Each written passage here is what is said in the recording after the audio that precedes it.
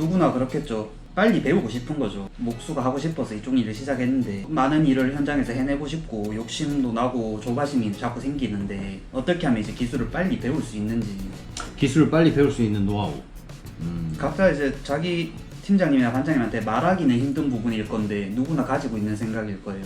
자, 아까 처음에 우리가 얘기했다시피 일단 반장과 자기 사수가 내가 원하는 사람이 맞는지 일단 판단을 해야 됩니다. 그 반장과 팀장의 능력을 판단하는 거는 금방 할 수 있어요. 초보자로 이제 일을 배우겠다고 들어왔기 때문에 자기가 할 일이 주어지긴 주어져요. 뭐 청소라든지 단도리가 주어지겠죠. 그리고 이제 단도리 다 하고 나면 작업자분들이 일할 때 옆에 가서 보조도 하고, 그럴 때 이제 곁눈질로 그분들이 뭘 하고 있는지, 그분들의 눈이 돼서 그분들이 지금 몇 치수를 쟀는지, 어디에 뭘 붙이는지 그런 것도 단돌이 해주면서 좀 몰두를 해 나가는 게 빨리 배우는 노하우겠죠.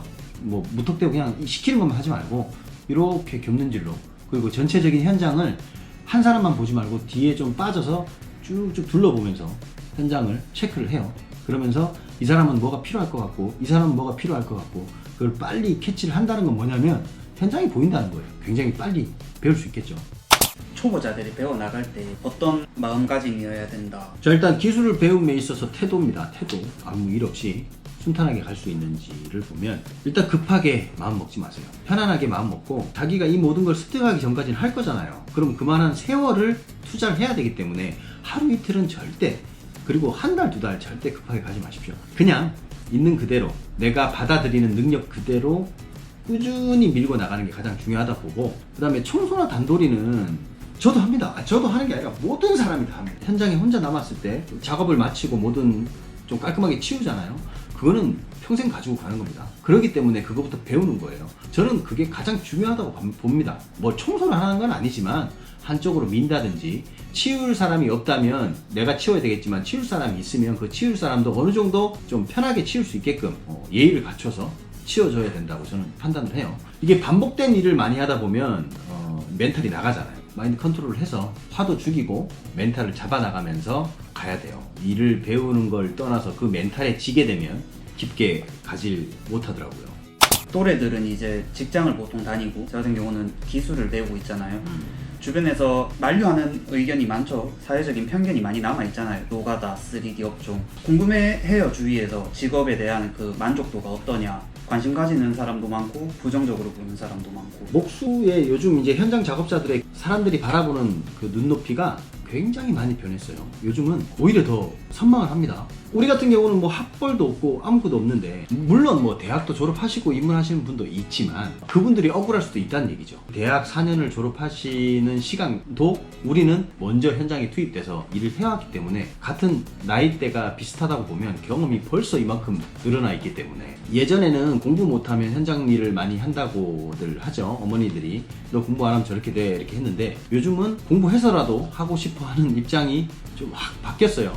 현장 일은 모든 현장 일을 말씀드리는 겁니다. 목수뿐만이 아니고. 제가 이렇게 이제 목수를 시작을 했잖아요. 빠른 나이인지 늦은 나이인지는 모르겠는데 어쨌든 시작을 이렇게 했는데 앞으로의 전망이 어떨 것 같은지 사장님이 보시기에. 막내가 지금 20대 중반이에요. 20대 중반이면 정말 빠른 나이거든요. 물론 저는 그보다 더 이른 나이에 시작을 했지만 우리 막내도 요즘 사람들 입장에서는 굉장히 빨리 자기가 원하는, 자기가 하고자 하는 일에 투입이 됐다고 저는 봅니다. 그리고 굉장히 그거에 대해서 굉장히 좀 높게 평가를 하는 바이고요.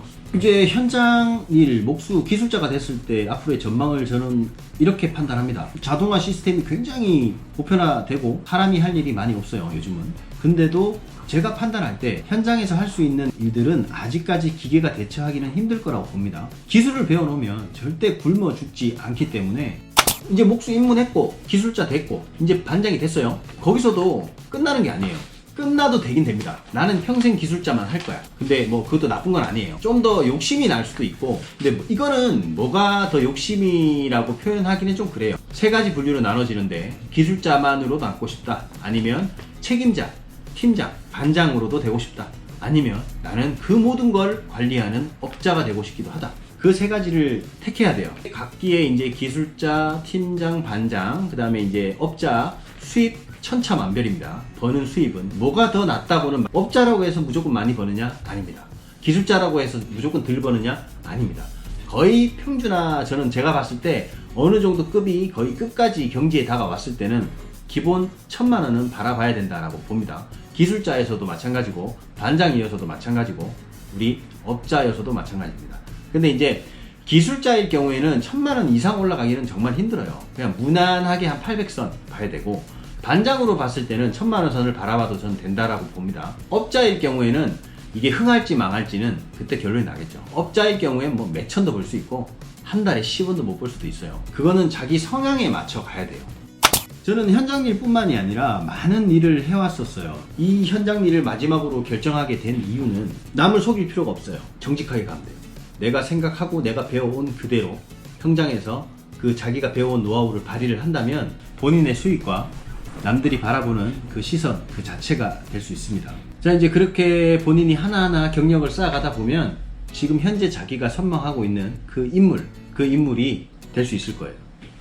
자, 처음으로 한번 앉아서 이런 영상을 한번 찍어봤는데 이게 제대로 잘 정리될까 모르겠어요. 제가 구분을 지어봤는데 이게 여러분들한테 좀 도움이 될까 안 될까 좀 궁금하기도 하고요.